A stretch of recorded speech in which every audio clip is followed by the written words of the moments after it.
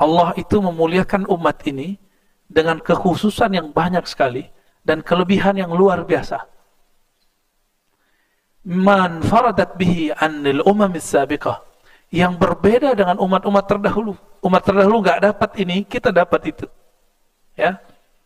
Falam yusyarikha fihi musyarikun wala yunafisha fihi munafisun.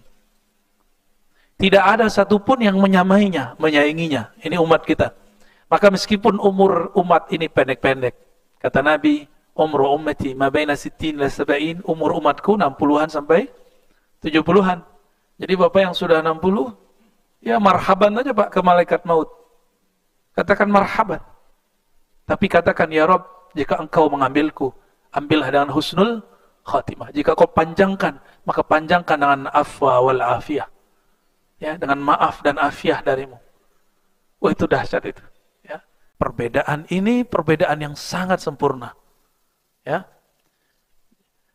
Kalau bahasa yang dapat saya simpulkan begini. Jika ada semua kebaikan di zaman dulu sampai zaman Nabi terakhir, maka semua kebaikan itu Allah kumpulkan di umat ini dan Allah sempurnakan dengan Nabi Muhammad, ditambah kekurangannya. Apalagi? Jangan senang dulu. Jika ada semua keburukan pada umat terdahulu, semua maksiat di umat terdahulu, maka Allah pun juga kumpulkan di umat ini.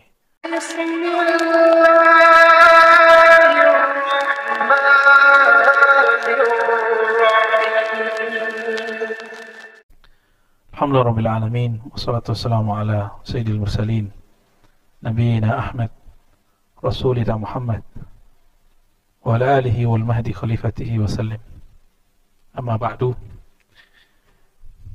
Pakai Abdurrahman, sekeluarga, santri-santri dan jamaah yang makan Allah, InsyaAllah ke depan kita akan mengkaji karya dari gurunya, guru-guru saya, Sayyid Muhammad Alawi Al-Maliki. Judulnya Khasa'is Al-Ummah Al-Muhammadiyah. Saya dapat ijazahnya langsung dari murid beliau Al-Habib Umar Abdul Aziz Shahab Al-Falibani. Ya, beliau lama di Mekah, maka boleh disebut Al-Makki. Dulu beliau sering kalau sama Sayyid Muhammad sholawatan, ya, baca burda.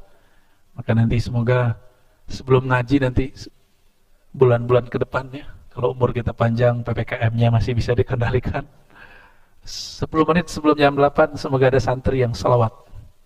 Request saya burda. Ya, terserah mau dipotong bagian mana boleh. Yang penting burda. Ya. Karena waktu saya mau diijazahkan beliau ini, beliau mendendangkan burda. Dan itu betul-betul mengena sekali di kolbu, membuat kita tambah rindu kepada Rasulullah sallallahu alaihi wasallam. Semoga pengarang kitab ini Sayyid Muhammad bin Alawi Al-Maliki Al-Hasani, murid-muridnya khususnya yang mau ijazahkan saya, Al-Habib Umar Abdul Aziz Shahab, dan murid-murid yang lain yang sangat banyak, ya, sangat banyak kita dapat ijazah dari murid-muridnya. Semoga Allah berkahi mereka semua dan kita yang hadir. Al-Fatihah. A'udzubillahi minasyaitonir rajim. Bismillahirrahmanirrahim. Iyyaka na'budu wa iyyaka nasta'in. Shiratal ladzina an'amta 'alaihim ghairil maghdubi 'alaihim. Kita ini beruntung, orang Indonesia. Kita kalau berkunjung ke pusat-pusat kajian ilmu Ahlus Sunnah di Mekah, ada satu tradisi yang membuat kita bangga. Dulu Darul Ulum, ada juga dulu Saulatiyah. Itu mahasiswanya, santrinya yang banyak orang Indonesia. Ya. Kalau Saulatiyah itu yang saya ingat ini ada Ustadz Salman Al-Farisi yang ngisi di Rasil. Tahu ya? Sahabat saya. Beliau tamatan situ. Dan mereka ngaji kitab hadis, dibaca khatam, 6 kitab hadis khatam. Ahlus Sunnah Tulen. Saya nggak tahu kenapa tiba-tiba Ustadz Salman dituduh Syiah. Itu mungkin cara orang menghancurkan dakwah beliau. Karena dakwahnya mulai diminati mengenai sirah nabawiyah. Ya. Itu orang Indonesia banyak tuh di Saulatiyah. Saulatiyah itu kata Raja Abdul Aziz yang lama dulu di Saudi. Beliau mengatakan, Saulatiyah azharuna. Saulatiyah itu azharnya kami orang Saudi. Tapi sekarang mulai dirubah kurikulumnya oleh pemerintahan Saudi, mungkin lewat tangan-tangan kelompok yang ekstrem ini. Ya, jadi kelompok ini dimanapun ada, dia tidak mengizinkan kelompok yang lain. Ya, makanya kita harus antisipasi, jangan sampai kemudian terjadi di negeri kita. Ya. Dulu Sayyid Muhammad, Abuya Sayyid Muhammad itu ngajar di Mekah, di Masjidil Haram. Masih ada beberapa videonya beliau ta'lim di beberapa pojokan Masjidil Haram. Lama-lama terjadi konflik karena beliau ini suka burdah. Lalu beliau menulis juga Madaih Nabawiyah, kisah-kisah tentang Nabi, pujian-pujian terhadap Nabi. Bagi kelompok ekstrim ini, memuji Nabi dianggap menyembah Nabi.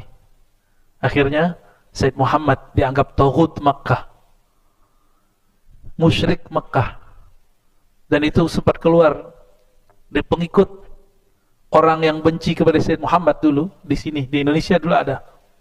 Ya, dulu dia itu yang dulu pernah mengatakan Ustadz Adi Hidayat sesat. Ya, masih ingat konflik dulu?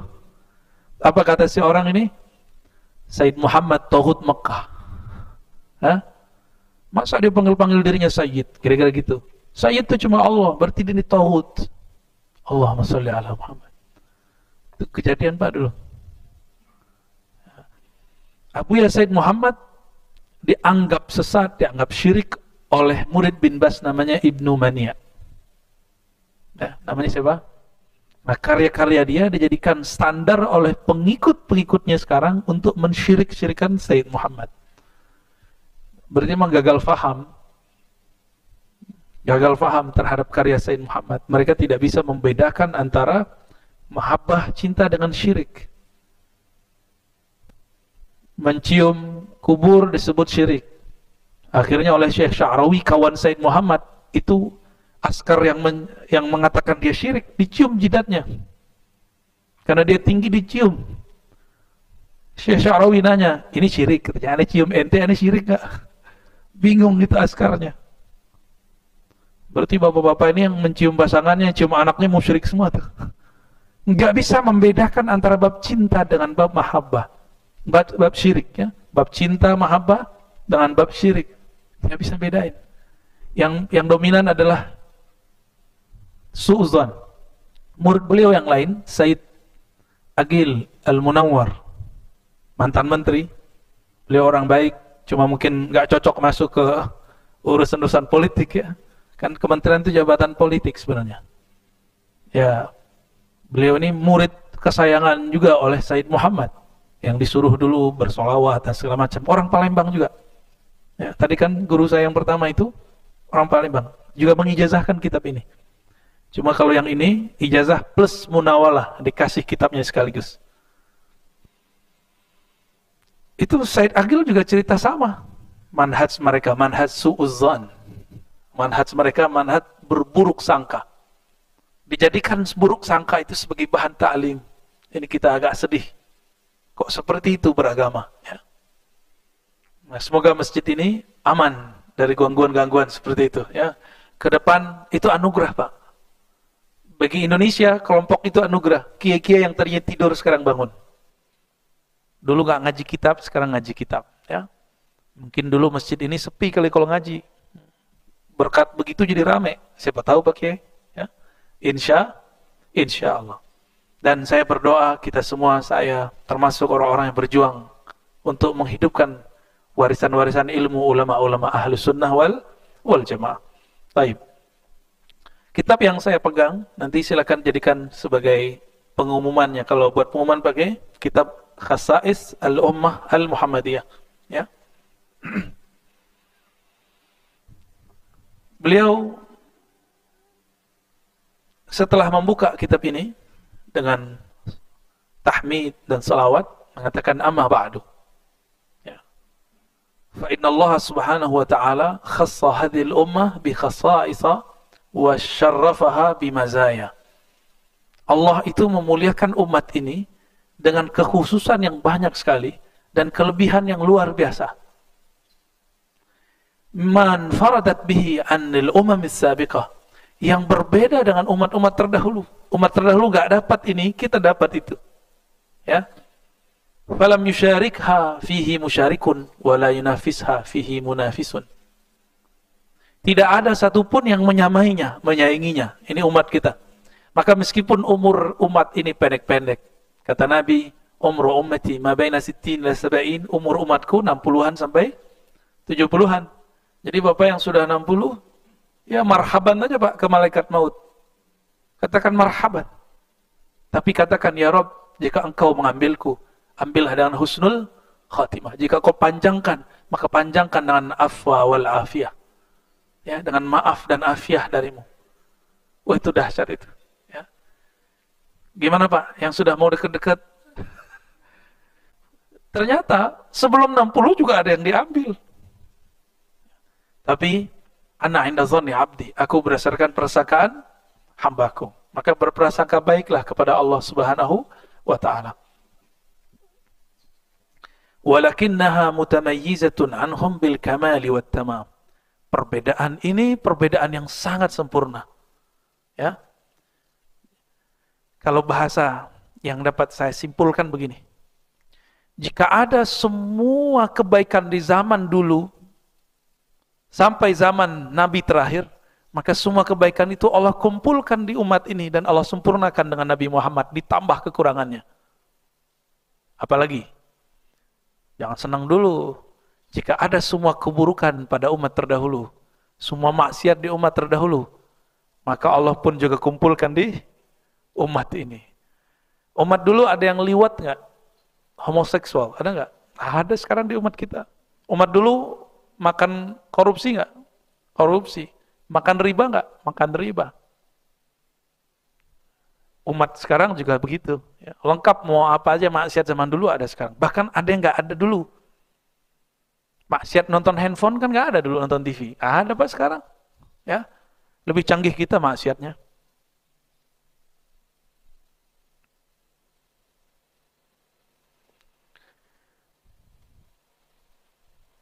Dari semua itu yang paling tinggi, perbedaan yang paling sempurna, kata beliau adalah awwal maziyyatin bal hiya ummul mazaya wal fadail rasidu hadhil ummah min al iman wa kamalu yaqiniha billah. Kesempurnaan rasid itu bahasa Arabnya biasanya pulsa, energi. Rasidu hadhil ummah, energi iman umat ini dan energi yakinnya jauh lebih sempurna dari umat-umat terdahulu. Itu dia. Itulah sebabnya kenapa Dajjal itu turunnya ke kita, nggak turun ke umat Nabi Musa. Karena keyakinan umat ini nanti lebih kuat daripada keyakinan umat Nabi Musa. Umat Nabi Musa bisa lari jadi Laut Merah itu dibelah dengan tongkat. Itu tongkat, bukan tongkat Nabi Musa sebenarnya. Tongkat Nabi Musa itu turun dari surga. Pernah dipakai oleh Nabi Ibrahim. Pernah dipakai oleh Nabi Adam. Nggak tahu dipotong bagaimana kok jadinya sebesar itu. Nabi Musa awalnya cuma menganggap itu kayu kecil. Apa yang ada di yaminika ya Musa, di tangan kananmu wahai Musa. Jawaban Nabi Musa, asaya, ini adalah tongkatku, atawakkau, yang aku bersandar dengannya. Itu Nabi Musa mandangnya, atau aku mengembala dengannya. Tapi Allah memberikan sejarah pada tongkat itu. Itu tongkat masih ada Pak sekarang. Tongkat masih ada, tapi di mana? Wallahu a'lam. Nanti tongkat itu akan diambil kembali oleh Imam akhir zaman. Semua benda-benda para nabi dulu akan dikumpulkan semua. Maka nanti akan banyak yang halu, ngaku-ngaku nih cincin Nabi Khidir. Ada yang datang ke saya bawa menyan Nabi Khidir. Lah, sejak kapan Nabi Khidir jualan menyan? Ya salam, ya. Ada tuh ya. Pakai mahar tuh. Maharnya lumayan, sekian berapa juta ya. Bisa kaya tuh Nabi Khidir tuh. Namun untuk menyebutkan ini, ya, untuk menyebutkan semua ini, beliau mengatakan di antara kelebihan-kelebihan itu dapat ditemukan dalam Al-Quran, Sunnah. Di antara yang ada dalam Sunnah hadis, ada yang sahih, ada yang hasan, ada yang dhaif. Ya. Dhaif yang mana yang dipakai? Nah, beliau menjelaskan di sini bahwa para ulama dari dulu sepakat untuk menggunakan hadis dhaif. Ulama dulu sepakat menggunakan hadis dhaif. Siapa aja yang sepakat? Imam Nawawi, Imam Iraqi, Ibnu Hajar, Zakaria Al-Ansari, As-Suyuti, Ibnu Hajar Al-Haytami, ya, Al-Laknawi. Begitu juga ayahanda beliau, ya, Sayyid Al-Imam Al-Walid. Banyak sekali. Al-Alawi. Ibnu Hajar, pensyarah Sahih Bukhari, ini paling ajib. Kitab uraian Sahih Bukhari yang paling lengkap itu namanya Fathul Bari. Ibnu Hajar menyebutnya bukan kecerdasan dia, tapi ini Fathul Bari. Pembukaan anugerah dari Allah Maha Pencipta. Maka jadilah syarah Sahih Al-Bukhari. Jadi semakin seseorang itu melenyapkan kediriannya, egonya, nafsiyahnya dalam wujud Allah, dalam nikmat Allah, dalam sifat Allah, maka semakin Allah eksiskan nama dia. Inilah Imam Ibnu Hajar Al-Asqalani. Banyak yang nulis Sahih Bukhari. Tapi yang paling masyhur cuma Sahih yang disyarah oleh Imam Ibnu Hajar Asqalani. Beliau punya kitab, dulu saya pernah mengajarkan kitab beliau ini di Ma'had.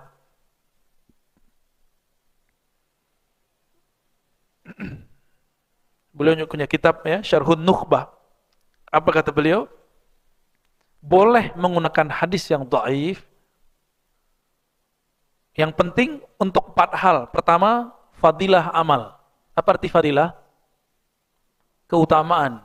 Nah, ini yang dipakai oleh sahabat-sahabat kita, Jama'atut Tabligh, kitab Fadailul A'mal yang disusun oleh Maulana Syekh Zakaria Al-Kandahlawi, guru dari Sayyid Muhammad, guru pengarang kitab ini. Jadi antum yang mahabbah kepada Sayyid Muhammad harus hormat kepada yang nulis kitab Fadilah Amal, Maulana Zakaria Al-Kandahlawi. Bahkan saya menyarankan setiap pencinta hadis Nabi punya kitab Fadilah Amal di rumahnya. Ya, silakan dicari, ya, online tuh banyak. Kalau nggak ke Kebun Jeruk sono, di masjidnya Ahbab kita Jamaah Tabligh. Murah, nggak ada hak ciptanya. Siapa aja boleh menerjemah oleh beliau. Itu boleh itu dibaca, ya. Di situ ada fadilah salat, fadilah zikir, ada fadilah Quran, sedekah. Yang penting fadilah jihad. Lalu ada kisah-kisah para sahabat. Nah, ini sangat saya rekomendasikan. Guru dari siapa? Sayyid Muhammad Alawi Al-Maliki. Karena Maulana Zakaria Al-Kandahlawi bolak-balik ke Madinah, Mekah. Kalau ada ulama sana datang, itu Sayyid Muhammad mengunjunginya. Tapi ada orang yang salah faham tentang hadis dhaif. Fadilah amal itu dikritisinya dengan cara yang membabi buta, ya. Dan dikatakan, wah, fadilah amal hadisnya palsu, hadis dhaif. Kita nanya, jadi ada anak muda tamatan umum SMA atau SMK lulusan UI ngomong ke saya, Ustadz, nggak boleh pakai hadis yang ada di fadilah amal, hadis dhaif. Oh gitu, ente sini, coba tunjukin mana hadis dhaifnya. Bingung dia. Ternyata dia membeo kepada si gurunya, ustadznya. Ustadznya bilang dhaif, dia bilang dhaif. Kalau saya meneliti hadis sendiri, jadi saya punya standar dalam penelitian hadis. Mana hadis dhaif, mana yang tidak dhaif. Maka dalam beberapa majelis saya pernah mengajarkan kitab Fadilah Amal. Ada yang betul-betul dhaif sekali, saya nggak pakai. Saya tinggalkan. Cuma Maulana Zakaria ketika ia menyebutkan hadis dhaif, dia mengikuti standar ahli hadis. Apa itu? Yubayyinuha. Menjelaskan kalau hadis ini betul dhaif. Nah, ini syaratnya. Jadi kalau kita meriwayatkan hadis dhaif, anjurannya sebutkan kualitasnya. Siapa ulama yang mengatakannya dhaif, ya. Dikira Maulana Zakaria nggak ngerti kali sama mereka, ya. Dan uniknya apa? Hadis itu dia buatkan takhrijnya, penjelasan kualitasnya dalam huruf kecil. Di situ lengkap sumbernya mana, siapa aja perawinya, dan siapa yang mensahihkan, manhasan, mendhaifkan. Itu sayangnya tidak diterjemah. Sehingga orang-orang jahil yang taklid kepada gurunya, mereka ikut mendhaifkan isi kitab ini. Baik. Yang kedua, alla yashtadda dha'fu. Kedhaifannya tidak berlebihan. Fala yu'mal biman farada bihil kadzdzab wal muttaham bil kadzib wa man fahusha ghalatu. Tidak boleh beramal dengan hadis yang diriwayatkan hanya oleh orang-orang yang kadzdzab, rawinya pembohong, atau tertuduh berbohong, atau punya kesalahan yang fatal. Nggak boleh. Nah, dan itu sudah dihindari oleh imam-imam kita. Masalahnya ada satu hadis, ini diriwayatkan oleh orang yang diperdebatkan kualitasnya. Ada yang mengatakan dia dhaif, yang satu lagi mengatakan tidak dhaif. Maka ini boleh dipakai. Imam Nasa'i misalnya, hadis yang nomor 5. Bukhari, Muslim, Abu Daud, Tirmizi, An-Nasa'i. Berarti kitab hadis nomor 5. Itu beliau meriwayatkan hadis yang tidak disepakati kedhaifan periwayatnya. Nah itu ya. Itu agak pusing Pak kalau bahas itu nanti. Ya, saya ngajar hadis itu agak lama. Ya, hampir 10 tahun belajar dan mengajarnya. Yang ketiga, ayan darja tahta aslin ma'mulin bih. Hadis dhaif boleh dipakai jika hadis ini sesuai dengan dalil-dalil yang pokok, baik Quran ataupun sunnah. Jadi ada dalil penunjang yang lain.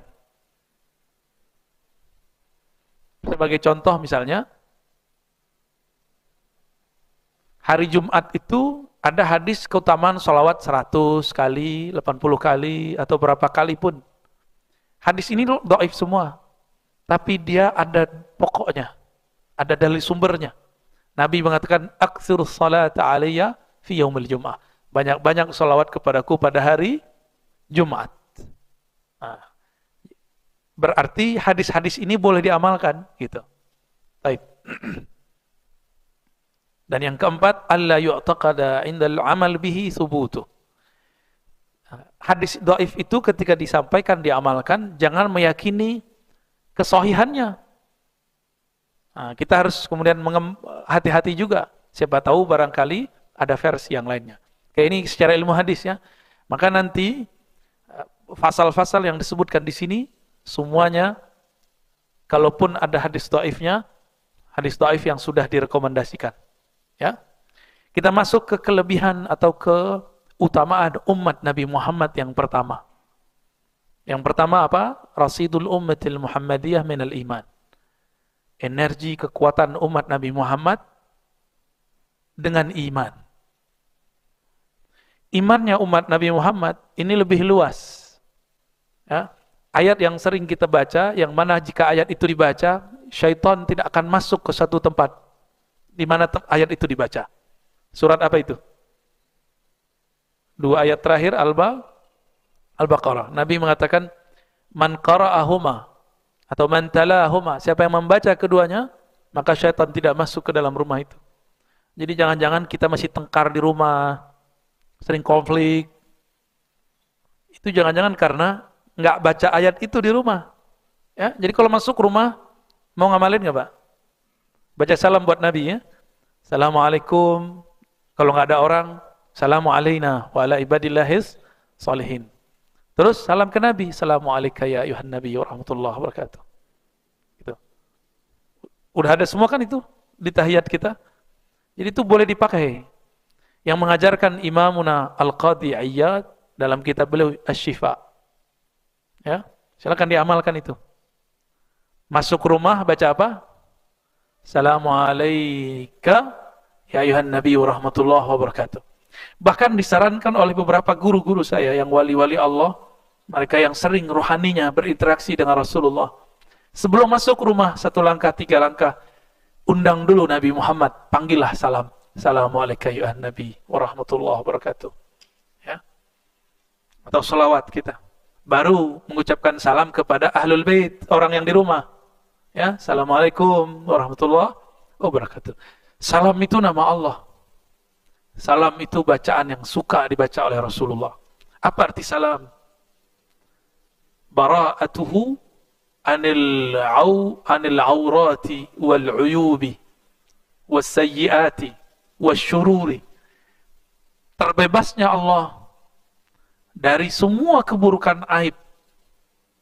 Itu arti dari assalam. Maka kalau rumah dimulai baca assalamualaikum, assalamu alaina, assalamu alaika ya Rasulullah, atau assalamu alaika ya Nabi wa rahmatullahi wabarakatuh, itu rumah akan diberkahi, dihilangkan keburukan-keburukannya. Kalaupun ada pertengkaran, cepat selesai. Ada masalah, cepat adem. Itu kalau sering baca. Ya, silakan diamalkan. Masuk kamar, bacain itu. Kita undang dulu Rasulullah masuk nurnya ke dalam rumah. Insya Allah baru rumahnya baiti jannati. Nanti ada aja cara untuk menyelesaikan masalah. Kadang-kadang kita ini kan kalau pulang capek, gampang emosi. Ya benar nggak bapak-bapak ini? Istri kita biasanya di rumah ngurusin anak, sewot juga kadang capek. Nah ini bisa diredam dengan nur Nabi Muhammad sallallahu alaihi wasallam. Amma rasidu hadhil ummah minal iman fa'azim wa nasibuha minhu kabir. Ya. Kekuatan energi umat ini, energi imannya sangat-sangat besar. Bagaimana besarnya? Li'annaha tu'min bikulli kitabin anzalahullah. Besarnya, luasnya pikiran umat Nabi Muhammad ini bisa percaya semua kitab suci. Bisa percaya semua para nabi. Ya. Wa bikulli malakin khalaqahullah, bahkan percaya dengan semua malaikat yang Allah cipta. Nah, ini tiga ini penting nih. Percaya sama semua kitab. Orang Yahudi percaya nggak sama Injil? Enggak. Orang-orang pengikut Nasrani percaya nggak dengan Al-Quran?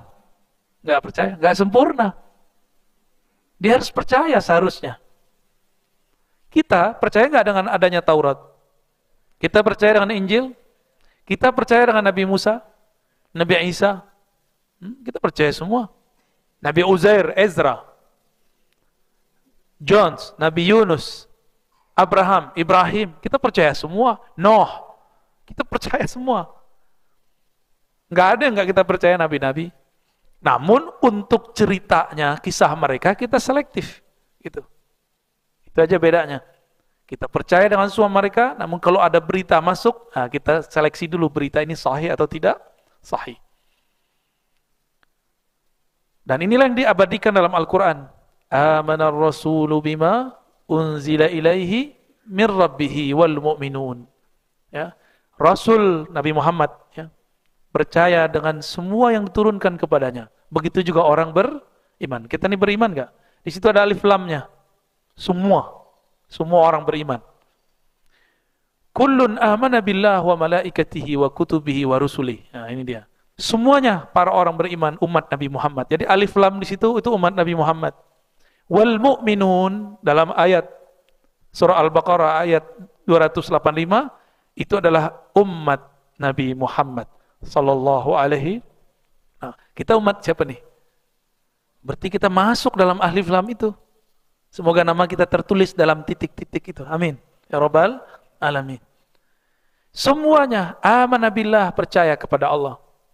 Maka Tuhannya Nabi Musa, Tuhannya Nabi Isa, itu juga Tuhannya Nabi Muhammad sallallahu alaihi wasallam. Sama Tuhan kita. Bedanya mereka mensifati Tuhannya mungkin sudah berbeda. Nabi Musa sama dengan kita, Nabi Isa. Tapi umatnya sudah ada yang menyimpang. Masa umat Nabi Musa ada yang mengatakan yadullah maghlulah, tangan Allah itu terbelenggu. Masa ada pengikut Nabi Isa yang mengatakan Allah beranak? Maka surat Al-Ikhlas membantah itu semua. Lam yalid wa lam yulad. Allah tidak tunduk pada hukum sebab akibat. Karena melahirkan dan dilahirkan hukum sebab akibat. Dialah pencipta sebab akibat. Itulah makna Allahus Samad. Secara harfiah Allahus Samad, Allah tempat meminta, itu harfiah. Tapi kalau saya sebutkan makna asalnya Allahus Samad, Allah lah pencipta semua asbab. Pencipta semua asbab. Maka kepada Allah lah kita meminta supaya Allah ciptakan asbab-asbab yang baik untuk kita semua. Amin ya Rabbal alamin. Kepada Allah, malaikat, Mungkin sebagian kita sudah dapat kisah ini. Pengikut Nabi Musa tidak percaya lagi dengan Jibril. Karena dianggapnya Jibril berkhianat.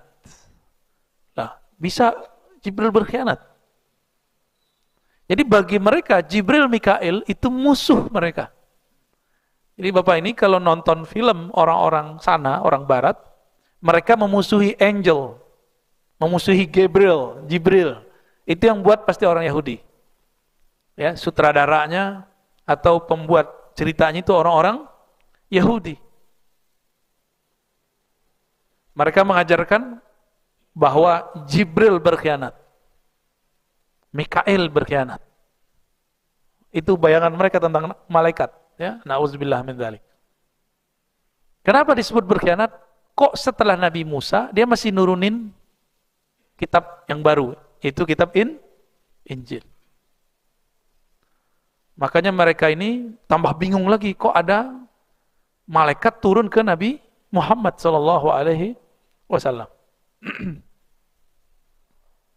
Wa qalu sami'na, ya, la nufarriqu baina ahadin min rusulih. Tidak ada pembedaan terhadap semua para rasul, semua kitab-kitab, semua malaikat-malaikat. Wa qalu sami'na wa ata'na, mereka mengatakan kami dengar lalu kami taat. Ghufranak. Nah, ghufranak ini bahasa Arab itu kata benda tapi isinya meminta. As'aluka ghufranak. Aku meminta kepada engkau ya Allah, kami meminta kepada engkau ya Allah ghufranak, ampunan engkau.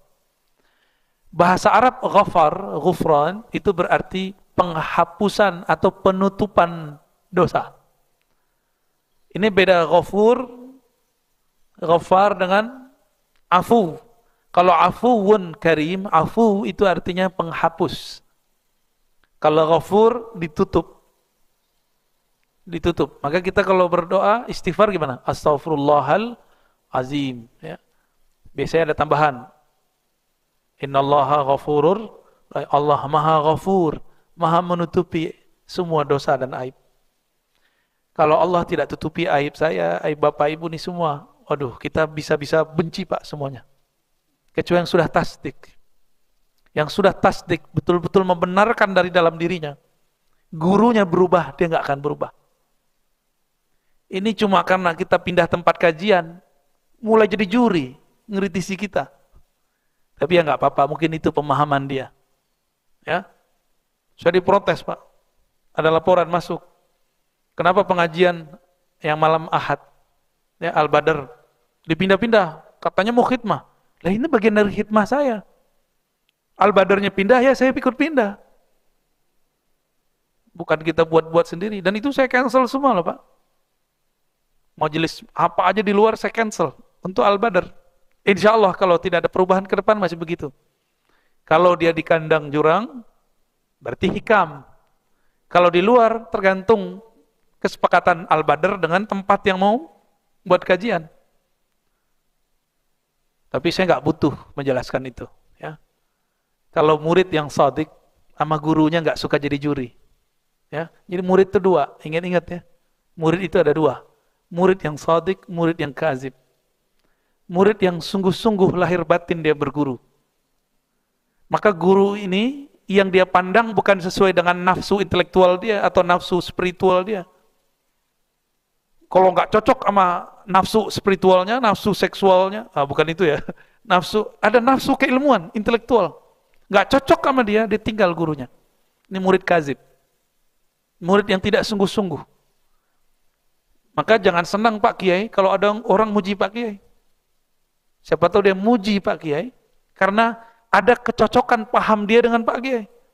Ya, santai aja kita dipuji. Begitu juga kalau kita dicaci. Biasa aja. Jangan marah-marah juga, ya. Kecuali dia ngajak debat, ya. Kita debat dengan dia dengan cara yang baik. Idfa' billati hiya dengan cara yang terbaik. Jangan melambung kalau dipuji, jangan juga kemudian terpuruk kalau dikritisi, dicaci maki. Biasa aja kita. Tapi aneh kasih tahu antum, murid terbagi dua, murid shadiq, murid kazib. Murid kazib ini kagum kepada sosok guru karena sesuai dengan latar belakang dia. Politiknya kah, mazhabnya kah, manhajnya kah. atau sesuai dengan nafsu dia dalam berguru. Jadi berguru tuh jangan pakai nafsu, berguru tuh pakai ketulusan jiwa. Hilangkan ego kita, baru kita berguru. Jangan bawa ego dalam berguru. Ya, kalau antum bawa ego dalam berguru, ntar bilang, Pak Kiai Abdurrahman udah berubah. Dulu belum punya pesantren, gampang sapaan sama kita. Sekarang, sombong gitu. Ini contohnya nih. Jadi juri. Tapi siap-siap pakai murid begitu ada terus. Akan ada terus. Jangan kaget. Ya, jangan kaget. Tapi kalau murid yang shadiq ngomong apa? Ya Allah, terima kasih ya Allah, guru kami sekarang sudah punya kesibukan yang luar biasa. Tolong sehat-sehatkan dia ya Allah. Ya, dia punya santri banyak ya Allah. Ya, bantu dia ya Allah, zahir dan batin. Gitu seharusnya kalau sama guru. Bukan malah jadi juri kita ya. Dalam hati itu, hati-hati. Jangan pakai nafsu dalam berguru. Baru disebut al-murid as-sadiq. Murid yang sungguh-sungguh. Yang zahir batinnya sama. Kalau kazib enggak. Nah, banyak sekali. Cuma karena beda dikit, langsung diserang gurunya. Nanti ke depan kita akan banyak berbeda. Siap enggak beda? Beneran nih. Insya Allah, kurangnya gue kurang yakin ya. Banyak Pak, nanti kita berbeda.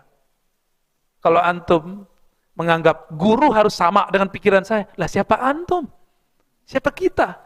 Mana kaedahnya guru harus ikut kesenangan murid itu dari mana? Ya, saya mencoba menghancurkan itu bertahun-tahun ketika saya berguru. Musibah saya paling tinggi apa Pak?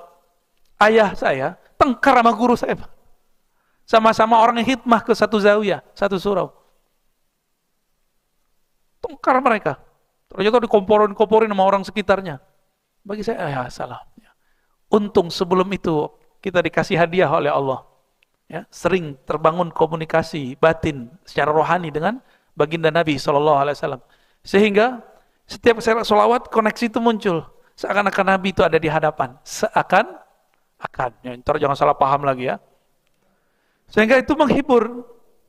Waduh, ayah, guru. Ya, kebayang dua-duanya nih, tengkar nih. Tapi sekarang udah baikan lagi. Ujian aja, ujian buat kita. Kita ini tetap nggak berguru kepada beliau. Beliau kondisinya begitu. Tetap nggak hormat kepada ayah. Dia lagi nggak baikan sama guru kita. Itu berat sekali tuh ya. Pengalaman saya tahun berapa tuh ya. Umur saya waktu itu masih 27 tahun. Lumayan juga tuh. Siap jadi murid yang shadiq. Ya. Kiainya nggak shadiq, itu urusan kiainya. Ente urusannya. Ya. Urusannya kita ini gimana? Berguru shadiq atau tidak? Shadiq. Banyak sahabat saya cinta sama habaib, tapi habaib yang cocok sama politik dia. Giliran habaibnya gak cocok politiknya sama dia, dihujat-hujat. Lah ini mah cintanya palsu. Berarti dia cinta kepada Habib Fulan karena kesamaan cara pandang politik. Nah, kita nggak mau ada murid begitu. Mau menghancurkan ego ini, ego pribadi, ya. Semoga kita semua diperbaiki oleh Allah Subhanahu wa taala. Amin ya rabbal alamin. Baik.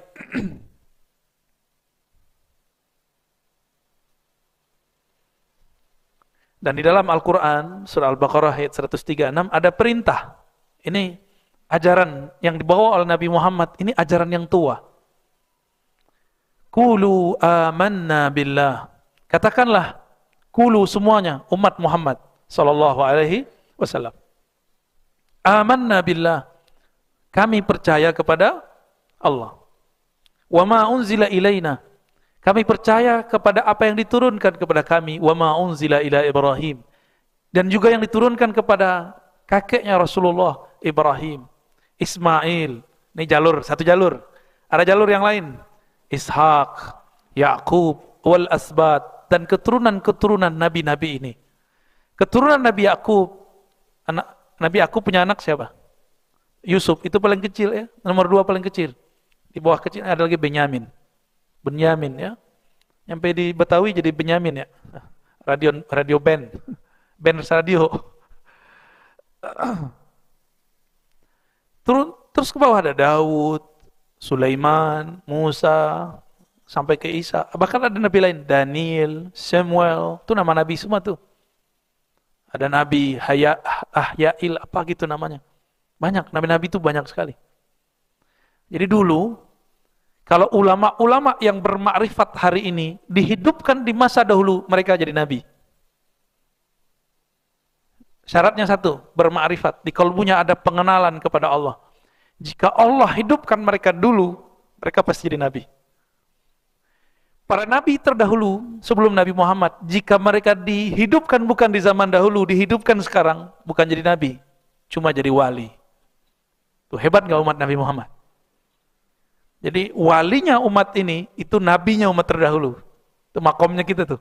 Ya. Maka kita bersyukur kita menjadi umat Nabi Muhammad sallallahu alaihi wasallam. Wa ma utiya Musa wa Isa.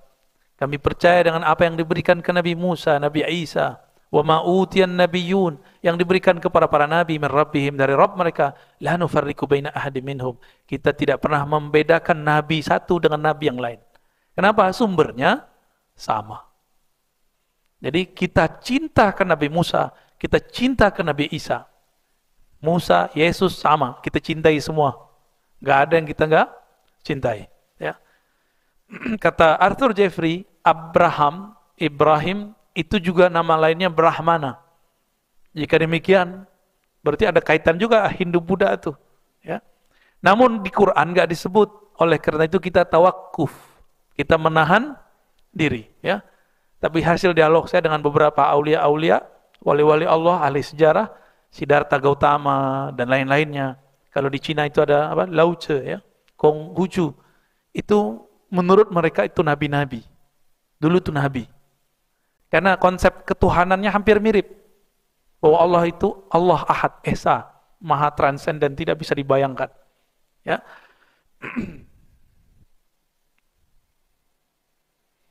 Kalau umat terdahulu yu'minuna bi ba'd wa yakfuruna bi ba'd. Percaya kepada sebagian, ingkar kepada sebagian yang lain. Kalau kita tidak. Makanya jangan heran Pak ya, di rumah saya koleksi Injil, Taurat, Weda. Bahkan saya koleksi kitabnya Tao dan orang-orang Konghucu. Senang baca aja. Jangankan buku mereka, buku Aristoteles saja saya baca ya. Buku Plato, Republik saya baca. Bahasa Arab. Jadi ternyata kitab-kitab filsafat sudah diarabkan semua. Yang bahasa Latin sekarang itu terjemahan dari Arab. Jadi dulu filsafat Yunani kuno sudah diarabkan. Bisa juga berarti diislamkan. Ya. Maka kalau ada orang ingin pakar filsafat Yunani kuno, dia mesti belajar bahasa Arab. Gak cukup bahasa Inggris. Bahasa Inggris itu terjemahan. Bahasa Yunani gimana? Gak cukup. Karena bahasa Yunani yang ditulis sekarang itu terjemahannya dari yang Arab yang ada itu. Ya.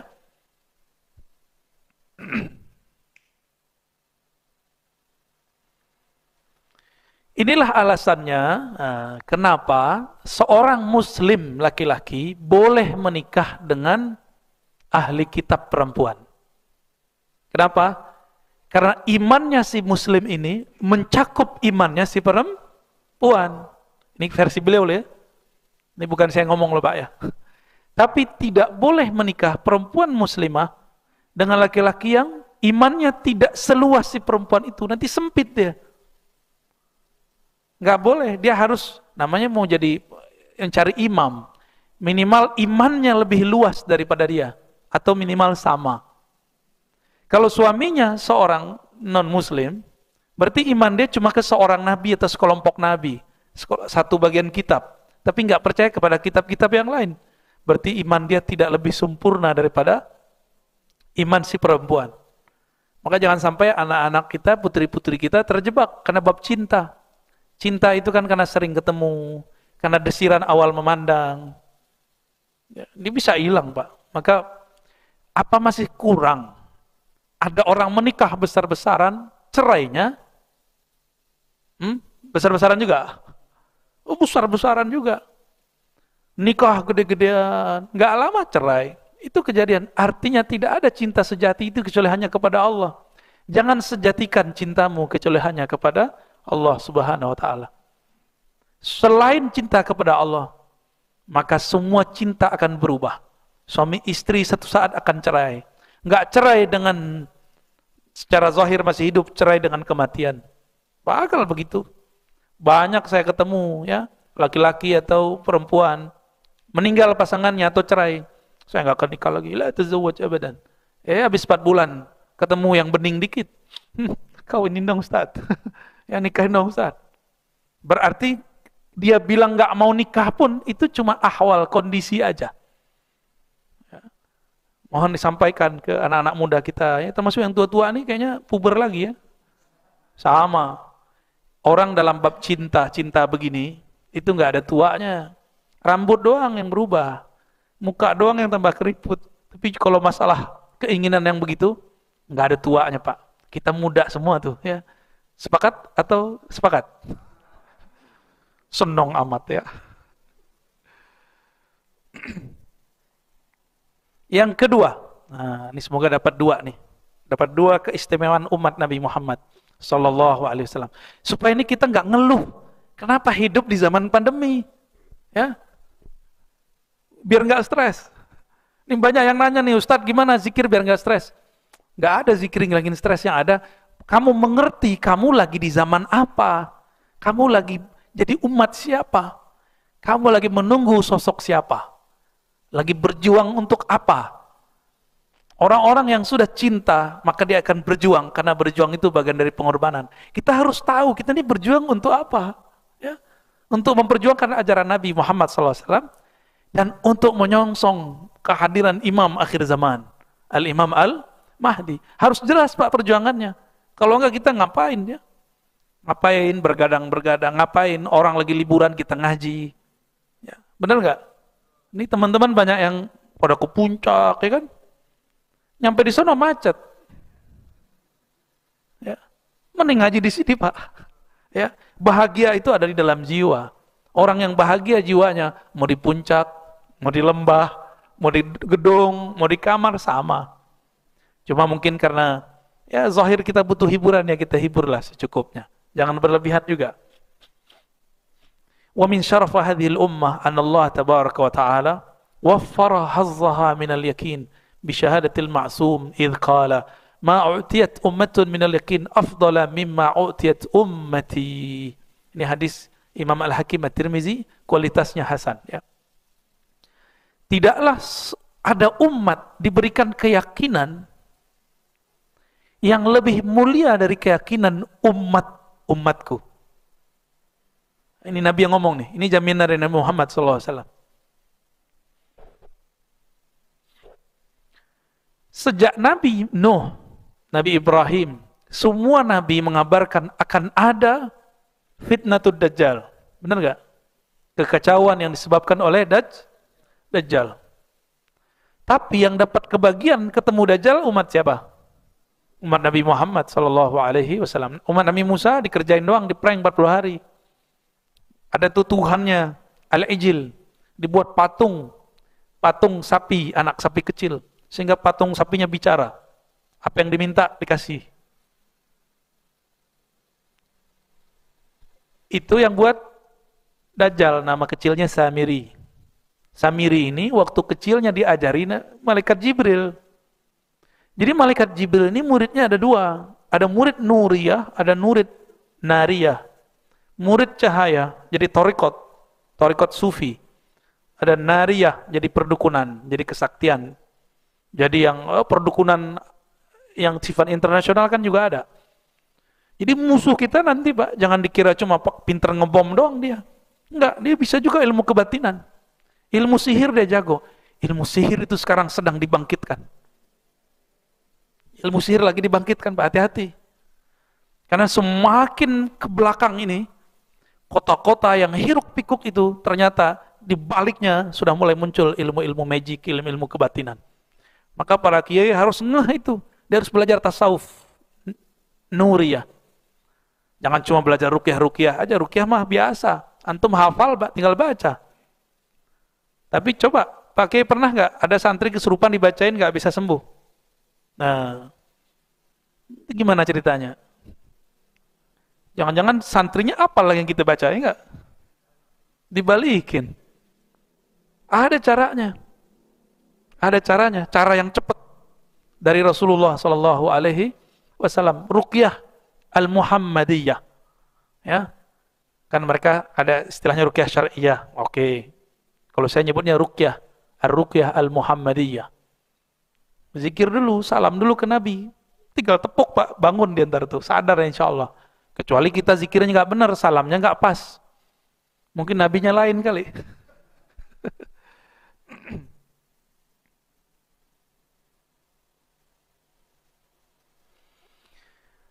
Yakinnya umat ini, kalau di kitab dibagi 3, ilmu yakin. Jadi ada 3 jenis yakin, ilmu yakin, ainul yakin, hakul. Ada Pak di atasnya lagi, al-yakin, tanpa pakai embel-embelan depannya. Ilmu yakin itu teori. Karena yang menteorikan kita bisa percaya, maka kita yakin. Oh, si Anu yang ngomong, dia ilmu yakin. Tapi belum melihat. Kata orang kalau baca Al-Waqiah rezeki lancar. Kita lihat teman kita suka baca Al-Waqiah, lancar rezekinya. Tapi kita sendiri belum coba. Berarti kita sudah tahu ilmunya, sudah melihat buktinya. Tapi belum coba. Antum cobain. Kalau kejadian, berarti sudah hakul yakin. Tapi hakul yakin pun masih bersyarat. Coba dirasa. Kalau al-yakin pakai alif lam. Tidak ada embel-embel itu. Dia percaya tanpa syarat. Dia yakin tanpa perlu ada kondisi-kondisi tertentu. Ini disebut al-yakin. Bahasa lainnya kamalul yakin. Kesempurnaan yakin. Maka di Quran ada 3 lafaz itu. Wa'bud rabbaka hatta ya'tiyakal yakin. Secara harfiah yakin di situ artikan mati. Tapi ini juga berarti kesempurnaan yakin. Sembahlah Allah sampai datang kesempurnaan yakin. Itulah mati sebelum mati. Kan secara harfiah sembahlah Allah sampai datang kematian. Saya nerjemahinnya enggak begitu. Sembahlah Allah sampai ikon merasakan mati sebelum mati. Ya, itulah al-yakin. Tanpa pakai ilmu lagi, enggak pakai ain lagi. Nggak pakai hak, itu di atasnya semua. Jadi minimal kalau versi ini ada 4. Kalau Said Muhammad menyebutkannya 3, mungkin beliau sengaja menyembunyikan itu ya, disirkan itu. Namun karena kita sudah di ujung zaman ini, nggak usah ditahan-tahan lagi Pak ilmunya. Kita buka pelan, insya Allah, sedikit demi sedikit.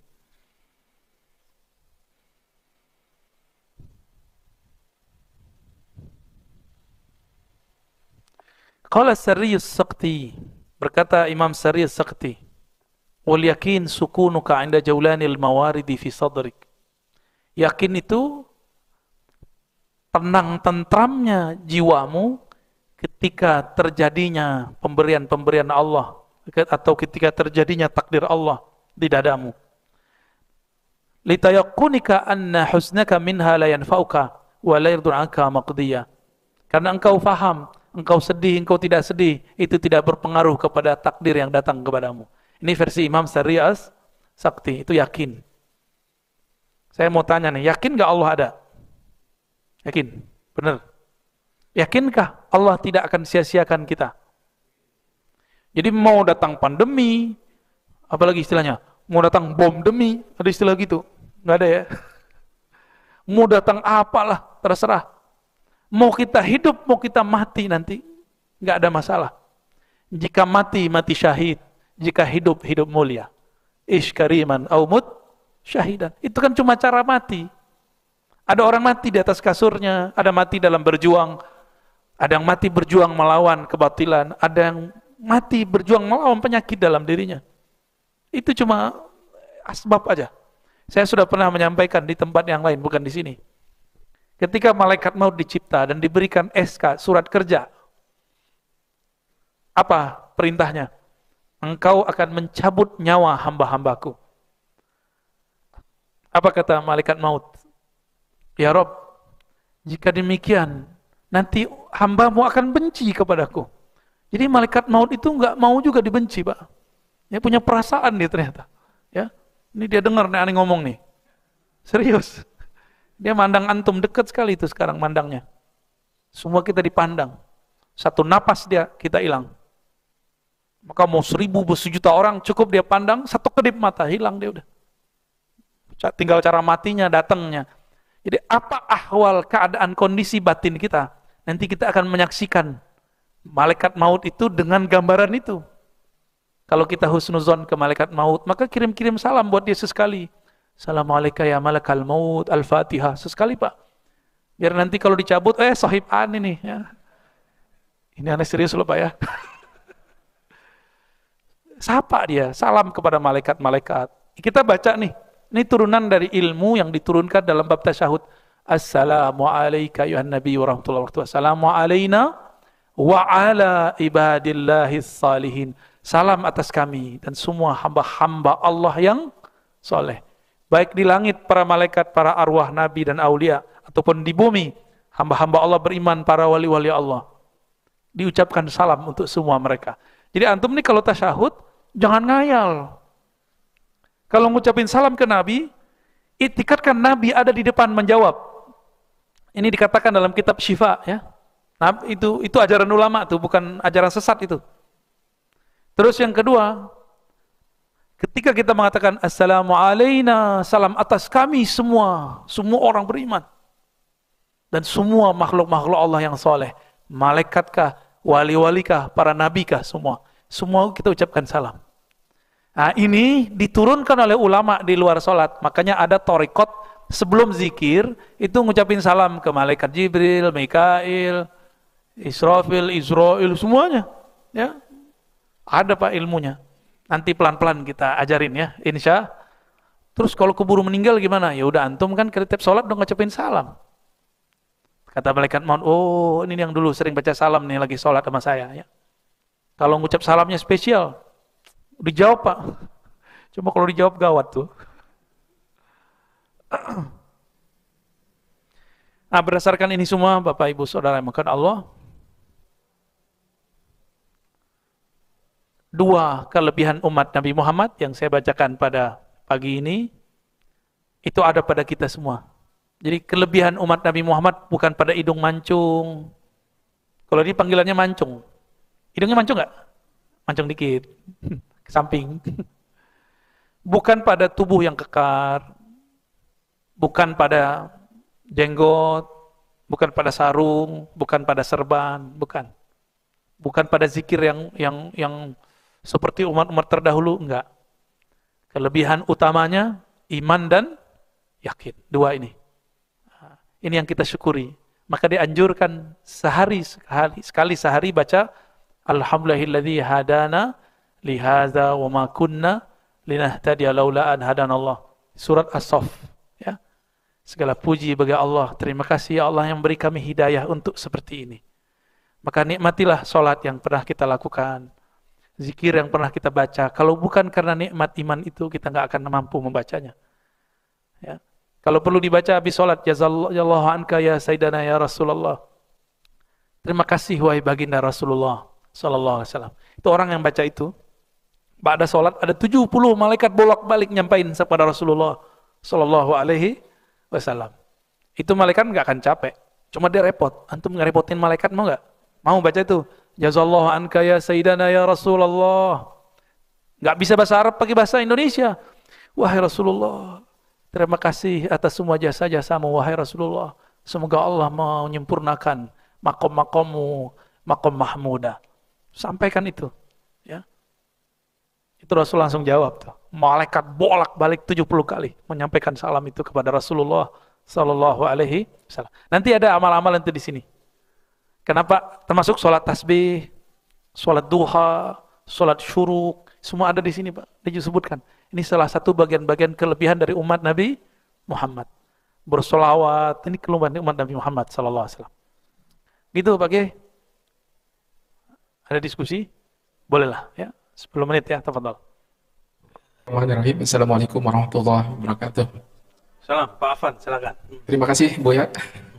Anda udah hafal. Anda udah hafal nama antum. Alhamdulillah. Ya. Mau bertanya, mungkin mewakili istri dan harim serta kalangan wanita nih. Mengenai hadis, apakah ada dalam hadis itu larangan untuk wanita itu yang sedang haid menghadiri kajian atau berada di dalam lingkungan masjid? Ya. Yang kedua, bagaimana caranya kita itu untuk hidup mulia dan mati syahid. Bagaimana cara dan triknya? Terima kasih. Wassalamualaikum warahmatullahi wabarakatuh. Assalamualaikum. Ini pertanyaan sudah lama ya pembahasan ini mengenai perempuan lagi haid atau ya Bapak nggak haid kan? Dulu guru kami Syekhuna Ali Mustafa Yakub menjelaskan dalam fatwa Imam Besar Istiqlal, ada tebel ya, menyebutkan dua perdebatan ulama. Pertama, berdasarkan hadis Abu Daud disebutkan sesungguhnya masjid ini tidak dihalalkan bagi tiga golongan, ya, salah satunya orang yang sedang haid, ya. Cuma saya teliti hadisnya tidak sampai derajat sahih. Akan tetapi Imam Abu Daud tidak komentar. Berarti menurut Abu Daud ini hadis bisa dipakai. Atas dasar itulah mayoritas ulama kita terdahulu melarang perempuan ke masjid kalau lagi haid. Dalam hadis Imam Ahmad, hadis Abu Daud, bahkan ada juga di riwayat yang lain, di Tirmizi dan lain-lain, yang saya ingat ini riwayat Nasa'i, bahwa salah satu istri Nabi sedang haid, ngambil barang Nabi yang ketinggalan di dalam masjid. Maka kemudian ulama kita mentafsir, membuat perincian. Kalau murur al-haid boleh, lewatnya orang haid boleh. Yang nggak boleh al-makthu, berdiam diri. Tapi dalam hadis yang sahih, Sahih Muslim misalnya, Sahih Bukhari, istri-istri Nabi ketika iktikaf di masa haid, mereka punya tempat khusus duduk. Supaya kalau seandainya itu darah mengotori, tidak jatuh ke masjid. Di sini perdebatannya panjang. Mazhab saya Syafi'i, Pak. Tapi saya mungkin sedikit berbeda dengan ulama Syafi'iyah terdahulu. Bukan berarti saya keluar dari mazhab Syafi'i. Kita melihat indikator itu. Nah, ini yang kemudian disebutkan oleh Syekhuna Ali Mustafa Yakub. Kata beliau, jika tidak mengotori masjid, maka beliau mengatakan ada ulama yang membolehkan. Cuma beliau tetap menguatkan yang pertama. Ya, bagi saya ini pilihan. Ini pilihan. Anjuran saya kalau syak ibu-ibu itu di luar kan masih bisa. Ya, di luar kan masih ada pintu, bisa terdengar. Ini kita jamak. Pendapat ulama yang berbeda itu rahmat. Yang nggak ada syaknya silakan. Yang penting ada keyakinan. Ya, gunakan perangkat alat-alat yang sudah ada sekarang, pembalut supaya tidak mengotori masjid. Cuma biasanya ada beberapa perempuan, mohon maaf, deras darahnya. Walaupun udah pakai netes, nah ini berbahaya. Maka dianjurkan kalau lagi haid sebaiknya di bagian luar. Meskipun ada ulama yang ada yang membolehkan. Kita nggak membolehkan mutlak, tidak melarang mutlak. Kenapa begitu? Karena ulamanya nggak sepakat. Dan ada hadis Nabi membiarkan istri jalan di masjid. Lo jalan sama duduk kan lebih bahaya jalan, Pak. Benar nggak? Jalan masuk murur. Ya. Nah, di mazhab Syafi'i dibolehkan murur, dilarang maks, al-maks berdiam. Nah, ini perdebatan ulama. Tolong diingat, ini perbedaan ahli fikih. Setiap masa akan ada perbedaan-perbedaan. Gak usah jauh-jauh ya. Ibu-ibu yang lahir tahun-tahun 60, 50, bahkan 70, pembalut itu nggak secanggih sekarang. Maka di zaman itu wajar ulama kita keras mengatakan tidak boleh. Ya. Untuk hati-hati, namanya al-khuruj minal khilaf. Keluar dari perdebatan mustahab, itu dianjurkan. Jika ragu, mungkin di luarnya. Kalau nggak ragu, bisa menjamin, ya. Kalau ada yang netes tanggung jawab, bersihin, ya. Kira-kira begitu, ya. Yang kedua tadi, bagaimana caranya hidup mulia mati syahid. Wah, itu slogan kita dari kecil, ya. Ternyata itu slogannya umat Nabi Muhammad dari masa sahabat sampai akhir zaman. Hidup mulia kalau mengenal yang maha mulia dan mengenal kekasih yang maha mulia, maka dia akan kepecik kemuliaan yang maha mulia itu. Yang Allah pandang di muka bumi itu cuma qalbu Nabi Muhammad sallallahu alaihi wasallam. Yang Nabi pandang cuma qalbu Nabi dan pewaris Nabi. Kenapa? Karena qalbu mereka ma'murun bidzikrillah, dipenuhi dengan nama-nama Allah. Ini. Maka Allah cuma melirik kalbu mereka, yang lain Allah nggak lirik. Dan semuanya ngikut kepada kalbu Rasulullah sallallahu alaihi wasallam. Jadi kalau bagi saya qalbul alamin qalbu Rasulillah. Qalbu alam semesta itu adalah qalbu Rasulullah sallallahu alaihi wasallam. Siapa saja yang di kalbunya ada nama Nabi Muhammad, ada cinta kepada kekasih Allah Nabi Muhammad, maka orang-orang ini akan dimuliakan oleh Allah dengan kemuliaan Nabi Muhammad sallallahu alaihi wasallam. Maka bersolawatlah kepada beliau, ikuti ajaran-ajarannya. Ajaran beliau itu bukan, jangan yang zohir-zohir dulu, mulai dari yang batinnya, akhlaknya. Jangan kita ngikutin Nabi mulai dari penampilan fisik, nggak temu.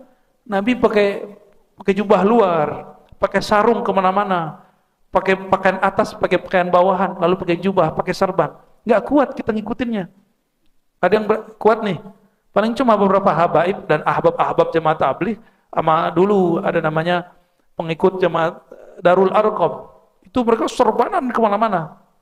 Dibilang gila, dibilang aliran sesat. Nah, akhirnya karena dibilang sesat, mereka ganti ini, pakai kopiah. Ya, mungkin yang umur-umurannya nggak jauh dari saya, nasyid-nasyid Malaysia tuh kan, Robbani, Raihan, itu kan dulu dari sana, mereka serbanan loh dulu. Dibilang sesat. Di sono, termasuk di Indonesia dibilang sesat. Mereka kemudian ganti pola. Mulai pakai kopiah hitam, mulai kopiah bulat itu. Apa namanya itu? Songkok, kupluk apa? Mulai ada ini. Yang kita ikuti sekarang pola-pola batin rohani Rasulullah, akhlak Rasulullah sallallahu alaihi wasallam. Mulai hargai orang, berprasangka baik sama orang. Nah, itu mulai itu. Jangan caci maki orang. Bapak coba aja hari ini tidak berprasangka buruk kepada orang lain. Lagi di jalan, disalib orang nggak marah. Wah, itu udah mulai itu. Ini disalib dikit langsung bilang, "La'natullah alaik." Baru gitu doang udah pakai laknat ya. Gimana mau ikut Rasulullah? Ya. Gitu. Pahaman ya. Jadi di kalbu kita harus ada nama Nabi, cinta kepada Nabi Muhammad SAW. Maka siapa saja yang menyertakan Nabi dalam hidupnya, Allah akan muliakan dia dengan kemuliaan Nabi Muhammad Sallallahu Alaihi Wasallam.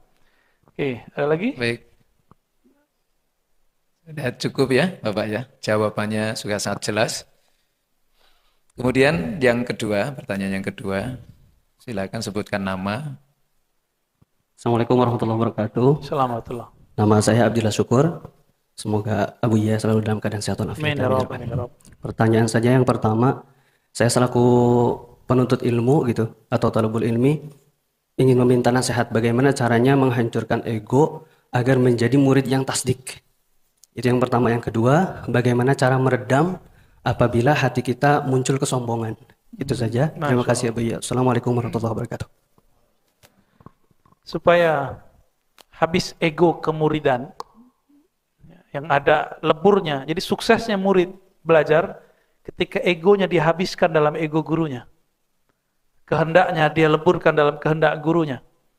Itu sebabnya kenapa murid-murid sufi-sufi dari dulu berhasil, karena mereka punya filosofi, tapi ini dijadikan fitnah oleh kelompok pembenci tasawuf.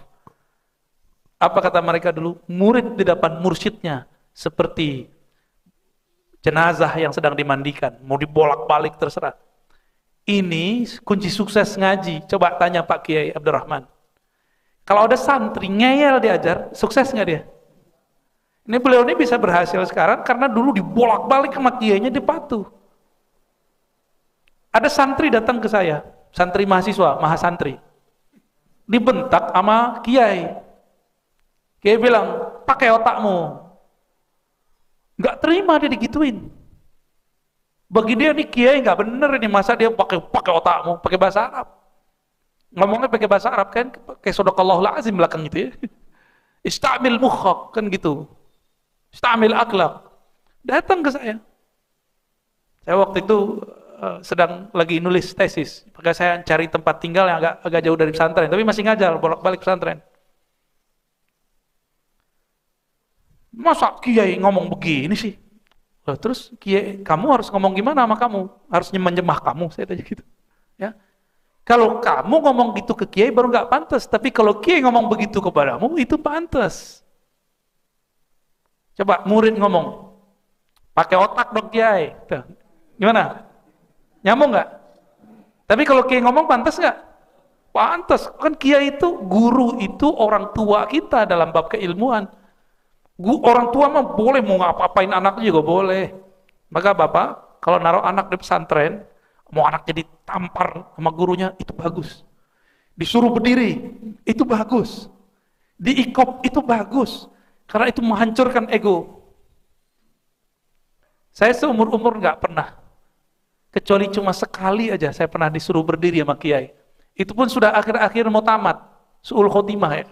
Enggak. Dulu saya paling nggak mau, paling ego. Jadi seandainya selama 4 tahun saya ngaji kepada beliau, seandainya disuruh berdiri di tahun pertama, mungkin saya langsung keluar. Tapi alhamdulillah saya disuruh berdirinya di tahun ke-4. Kenapa? Ada kewajiban waktu itu di pesantren, tiap minggu pagi, dulu kita minggu pagi libur, sekarang diganti hari Jumat.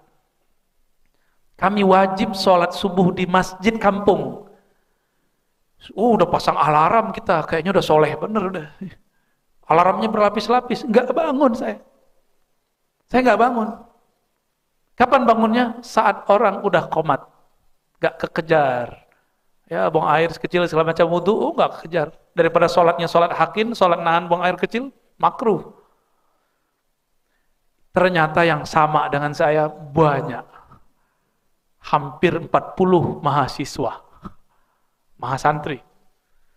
Dibaca udah 39, nama saya nggak kunjung dibaca. Terakhir nama saya dibaca. Lah, ente kok masuk katanya. Ya, ismuka maktub hena ya Razi. Isyaallah. Heran. 4 tahun saya nggak pernah gaib. Sekali itu gaib. Kalau tahun pertama saya masuk, itu kalau ada nggak sholat subuh, disuruh push up, 1 tangan. Pak Kiai Mustafa ya, aku begitu didik muridnya dulu. Di zaman saya cukup disuruh berdiri, nggak perlu berdiri 1 kaki, nggak perlu, berdiri aja. Tapi itu menghabiskan ego saya, cuma dengan dipermalukan berdiri di depan. Selama 4 tahun saya sadar, saya merasa paling soleh sepesantren, ya, merasa paling kalau azan duluan, jamaah paling rajin.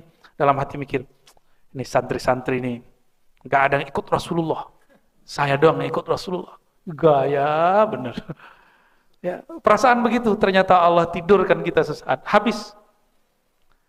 Jadi kalau jadi murid, guru kasih ikop terima, guru kasih tugas ridho. Kalau berkorban nggak ngeluh. Kalau kehendak kita beda dengan kehendak kiai, kita habiskan kehendak kita dalam kehendak kiai. Baru nanti bisa ke Nabi Muhammad, baru nanti bisa terima takdir Allah. Ini emang guru aja udah gak terima beda, apalagi kepada Allah. Nih, Bapak Ibu yang melakukan Allah. Kenapa banyak orang hari ini zahirnya soleh, tapi gagal memahami takdir. Takdir politik, takdir rezeki, takdir jodoh, takdir apapun. Itu karena dia ketika memahami gurunya dengan hawa nafsu dirinya. Ah, masa kiai begitu? Ya, gitu ngomongnya. Saya mencoba untuk memahami ini, maka sekarang saya cinta dengan semua ulama meskipun mereka beda politik. Saya cinta dengan semua habaib kalau mereka, meskipun mereka beda politik. Yang penting mereka jangan hujat sahabat aja. Ya, jangan hujat istri-istri Rasulullah aja. Jangan mempertanyakan orang-orang yang sudah dijamin oleh Rasulullah. Saya respect kepada mereka. Ya. Tapi kalau ada yang ngajar tasawuf katanya, tapi menghujat Abu Hurairah, mempertanyakan Khadijah, nggak ada ya. Berhenti sudah. Gitu ya. Wallahu a'lam bis-shawab. Ada lagi terakhir. Yang keduanya, Abi ya. Apa tuh? Bagaimana menghilangkan kesombongan yang ada di dalam dada. Menghilangkan kesombongan itu mirip dengan ilmu kedokteran. Ini versi Imam Ghazali. Cari tahu dulu sebab sombongnya apa. Jika sebab sombongnya ilmu, maka ketahuilah di dalam Al-Quran, lafaz ilmu biasanya dikaitkan dengan kata pemberian. Walladzina utul ilma, dan orang-orang yang diberikan ilmu. Jadi ilmu itu diberi. Zohirnya kita nyari, tapi sebenarnya ilmu itu diberi. Ini contoh. Bapak yang hadir sekarang, ibu yang hadir sekarang, kitab yang saya ajar sama, orang yang ngajar sama, tempatnya sama, jamnya sama, hasilnya beda nggak ter? Nah itu maksudnya. Itu yang ngasih Allah itu. Siapa tahu yang di luar lebih kencang yang dari yang dalam. Siapa tahu, wallahu a'lam. Ya. Kata yang di dalam, Ustadz, pikiran saya sudah lemah, hafalan saya sudah payah. Yang penting saya dapat berkah. Ya dapat berkah aja antum. Ya, insya Allah dapat semua. Jika sombong sebabnya karena harta, ingat harta itu kata Allah, wa mimma razaqnahum yunfikun, dari sebagian yang kami rezekikan kepada mereka. Berarti ini milik Allah bukan? Jadi duit yang ada di dompet antum itu, rumah yang ada sekarang, kendaraan yang ada sekarang, itu milik Allah semua. Allah bilang 2,5% keluarin, sekian keluarin. Itu karena bukan milik kita. Itu. Ini ilustrasi. Saya sering pakai ilustrasi ini. Bapak, ibu punya kendaraan. Saya pinjam. Kendaraannya keren ya, benda mahal lah. Lagi nyetir, saya mampir ke tempat teman. Kata teman, "Wih, keren ente Razi. Kendaraannya baru terus." Ya, jadi sebulan itu tiap hari kendaraan jamaahnya digilir. Jadi ganti terus. 30 hari 30 mobil. Kata kawan, "Waduh, ente ganti-ganti mobil terus. Hari ini lain, besok lain." Saya bangga nggak? Bangga nggak Pak? Bangga antum? Nggak tahu diri dong. Kan minjem. Kalau dia sadar diri, tahu diri, dia ngomongnya apa? Oh, ini bukan punya saya, ini punya jamaah. Gitu. Kecuali jamaahnya ngasih, beda lagi. Ngasih pun beda loh dengan kita beli. Bapak dikasih orang sama beli sendiri tuh beda loh kebanggaannya. Benar nggak? Maka Nabi Daud ini salah satu nabi yang paling percaya diri di antara para nabi. Kenapa? Dia makan dengan tangannya sendiri. Hasil jerih payahnya sendiri. Nabi Daud. Ya. Semua yang kita punya ini, ilmukah itu, hartakah itu, amal kita aja ini, Allah yang gerakin semua. Pantaskah berbangga dari semua itu? Jadi cara menghancurkan sifat sombong, ingat sumber ilmu, sumber harta ini bukan kita. Kita cuma dititipkan sebentar. Pak Kiai ini sudah sering lihat ada orang punya hafalan hilang. Benar nggak Pak Kiai? Tandanya hafalan bukan milik kita. Diambil lagi sama Allah. Ya, benar ya? Banyak kan orang begitu, termasuk kita. Banyak hafalan. Itu sebabnya saya ngajar pakai kitab semua. Ini untuk mengembalikan hafalan-hafalan yang lama. Baca kitab, ingat. Ya, ini cara ngajarannya gitu. Saya udah nggak sempat baca buku kayak dulu, Pak. Dulu saya baca buku 10 jam sampai 12 jam setiap hari. Ada antum yang begitu. Ya, baca aja. Mata saya selinder. Itu kadang ngelihat buku itu 2. Orang selinder gitu nggak? Oh, berarti udah mulai capek. Langsung saya berhenti tuh. Wah, berarti mataku sudah lelah. Terus ulang lagi. Jadi berhentinya cuma sholat, makan. Makan pun udah jarang. Jadi dulu badan saya ini kurus. Gak kayak gini Pak, sekarang ini udah lumayan enak nih. Cuma gak sempat lagi baca. Saya merasakan nikmat membaca itu hilang. Nikmat hafalan itu hilang. Maka sekarang setelah istikharah kepada Allah, isyaratnya, engkau mengajarlah dengan kitab. Jadi kemanapun saya pergi, kecuali di haflah-haflah, peringatan-peringatan, itu saya jarang bawa kitab. Ya. Bawa kitab, ya. Supaya refresh apa yang dulu kita pelajari. Untuk menghancurkan sombong, ini kan banyak ustadz, malu bawa kitab. Tor dikira ini, kurang keren.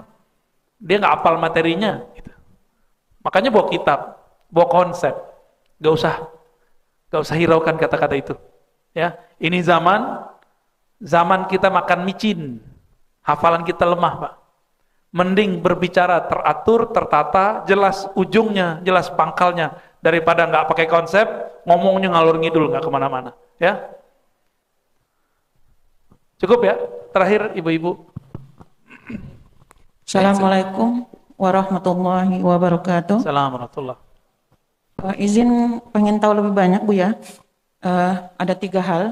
Pertama, mengenai sholat tasbih, Ibu pernah dengar itu dilakukan maksimal sekali dalam setahun. Apakah itu hal yang benar?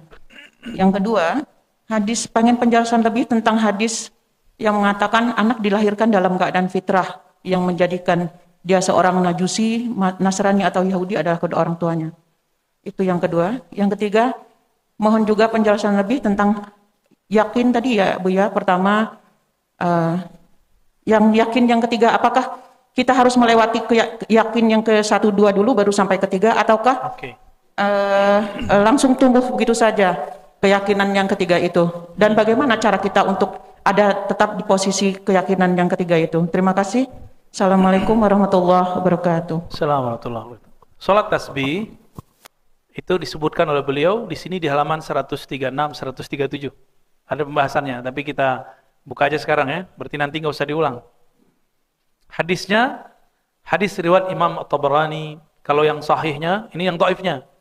Ada di riwayat Imam Abu Daud dan Imam Ibnu Majah.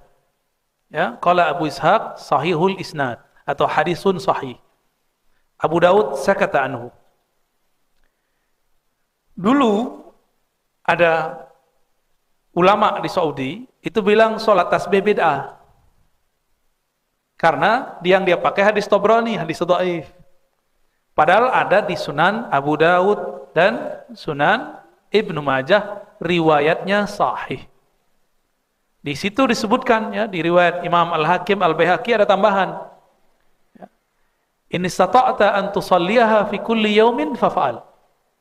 Jika kamu sanggup melakukannya setiap hari, lakukan. Atau fi kulli jum'atin faf'al, atau sekali sejumat, sekali seminggu. Atau sekali sebulan, atau sekali setahun, atau sekali seumur hidup. Berarti ini perlu ada keberkahan. Di Tangerang, daerah mana namanya, Pasar Kemis itu apa? Itu ada kiai namanya Rafiuddin. Dulu mantan pemburu hantu. Punya pesantren orang-orang gila. Orang gila dipungut sama dia. Amalan beliau adalah sholat tasbih. Yaitu daerah Tangerang. Saya pernah berkunjung ke beliau. Ternyata beliau pernah berguru juga beberapa saat kepada Said Muhammad Alawi Al-Maliki. Jadi kita mimpi Said Muhammad pakai baju kebesaran beliau, pakai serban, terus pakai khirqah untuk hijau. Saya mikir, wah kenapa saya mimpi Said Muhammad ini jelas sekali. Ternyata besok datang mantunya kiai ini ngundang maulid. Biasanya saya kalau dadakan nggak mau datang, tapi ini kok tarikannya kuat. Tanpa saya sadari saya mengatakan baik, berangkatlah kita besoknya. Sampai di sana pas pengajian, saya noleh ke bawah, ngelihat ada orang berpakaian persis seperti Said Muhammad. Saya tanya, Pak Kiai, muridnya Said Muhammad ya? Dia kaget juga. Loh kok ente tahu? Saya sebutkanlah, malam sebelumnya saya bermimpi. Saya melihat Said Muhammad. Nah barangkali itu tanda mahabbah. Karena ruh itu dengan ruh selalu bertemu. Kadang lewat mimpi, kadang lewat dalam sadar. Ya, bagi kita mimpi ini tanda mubasyarat. Dalam hadis Imam Muslim, itu bagian dari kabar gembira di akhir zaman.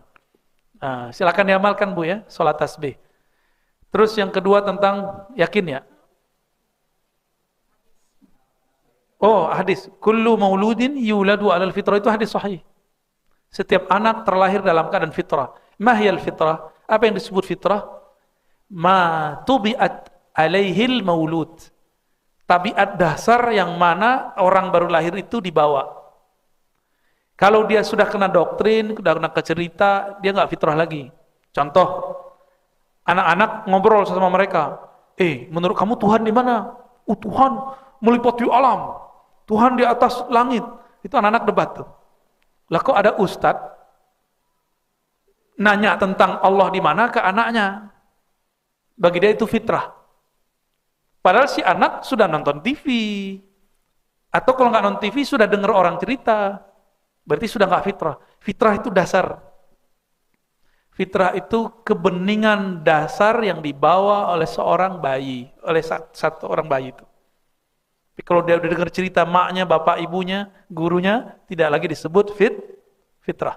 Ya, fitrah itu juga bisa berarti kemurnian agama. Dan kemurnian agama itu adalah ajaran Islam yang dibawa oleh baginda Nabi SAW. Yang terakhir tentang apa tadi? Yakin. Ya. Apakah untuk sampai ke yakin yang tertinggi harus pakai yang pertama dulu? Enggak. Abu Bakar langsung Al-yakin, makanya dia menjadi siddiq. Beliau tidak perlu bukti untuk mempercayai Nabi. Nggak perlu ada keramat mukjizat untuk percaya Nabi. Oh, Muhammad yang ngomong, saya percaya. Udah gitu. Kalau antum kan masih perlu bukti. Ya. Coba dulu zikirnya dari Abuya. Kalau nikmat, tenang, berarti dia guru saya. Kalau enggak, berarti bukan guru saya. Emang begitu orang berguru. Enak amat ente jadi murid. Ya. Ada lagi ngomong ke saya, Dad, ente tawajuhin dulu saya. Ente zikirkan dulu saya. Kalau saya connect, saya berguru kepada Anda. Ada yang ngomong begitu. Ya, dalam batin langsung, kamu bukan muridku. Benar, nggak lama dia kabur. Pergi dia. Emang bukan jodohnya. Masa sama guru nantang-nantang begitu, kan Arab Badui itu namanya. Saya kan bukan Nabi Muhammad. Nabi Muhammad bisa menerima Badui. Kalau saya kan manusia biasa. Digituin agak tersinggung dikit, Pak. Nafsiyah kita masih hidup. Saya masih punya ego dalam diri saya. Bapak ngomong kasar, saya tersinggung. Saya manusia biasa. Beda dengan Nabi Muhammad. Dilemparin sama orang, beliau nggak tersinggung. Malah doain kebaikan. Kalau saya kan bukan Nabi Muhammad. Sedih juga Pak digituin orang. Ya. Cuma berusaha untuk mengarahkan pikiran ke yang baik. Cuma kadang-kadang ada detik itu juga bisa, ada yang butuh waktu. Karena kita bukan orang yang sempurna seperti Rasulullah sallallahu alaihi wasallam. Gitu Bu ya. Caranya percayalah kepada Allah dan Rasul tanpa syarat. Cintai dia tanpa syarat. Sholawatlah kepadanya tanpa syarat. Jangan lagi sholawat karena pengen beli rumah. Jangan lagi sholawat karena pengen beli mobil. Kelihatan ada mobil BMW, sallallahu alaihi Muhammad sallallahu alaihi wasallam. Itu sholawatnya sholawat matre. Cinta matre. Mau nggak dicintai orang karena fulus yang kita punya? Mau nggak dicintai orang karena punya harta warisan? Maukah dicintai orang karena kita populer? Nggak mau. Cintai karena dia layak dicintai. Semoga Allah berikan cinta itu kepada kita. Cinta kepadanya, cinta kepada Rasulnya. Allah marzuqna hubbaka.